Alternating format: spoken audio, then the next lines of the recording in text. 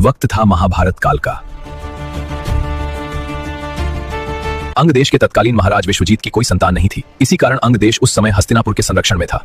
अंग देश जब कुरु वंश के राजकुमारों की घोषणा का समय आया, तब कुरुपति धृतराष्ट्र ने एक ऐतिहासिक निर्णय लिया। उन्होंने सूर्यपुत्र कर्ण को महाराज विश्वजीत का उत्तराधिकारी घोषित करते हुए अंग देश का सम्राट नियुक्त कर दिया।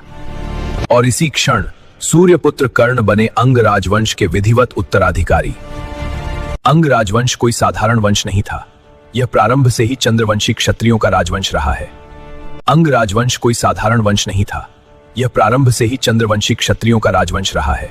अंग देश के संस्थापक थे महाराज अंग, जो चंद्रवंशी राजा महामना के दूसरे पुत्र तितुक्षु के वंश में हुए राजा वली, जिन्हें महान ऋषि दीर्घत्मा के आशीर्वाद से 5 पुत्र प्राप्त हुए।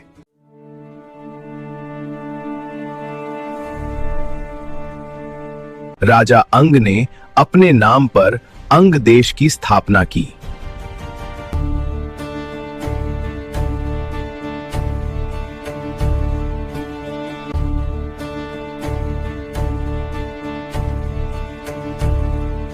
लेकिन अंग देश पर ऋषि के श्राप की छाया पड़ चुकी थी।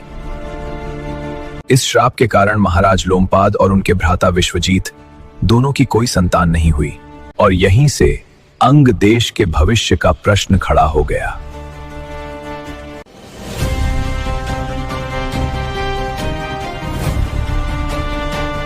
जिसका उत्तर बना सूर्यपुत्र कर्ण, एक ऐसा योद्धा जिसने जन्म से नहीं बल्कि कर्म से राज सिंहासन पाया। और इस प्रकार कर्ण बने अंग देश के सम्राट, और अंग राजवंश को मिला एक नया अध्याय। और इस प्रकार कर्ण बने अंग देश के सम्राट, और अंग राजवंश को मिला एक नया अध्याय।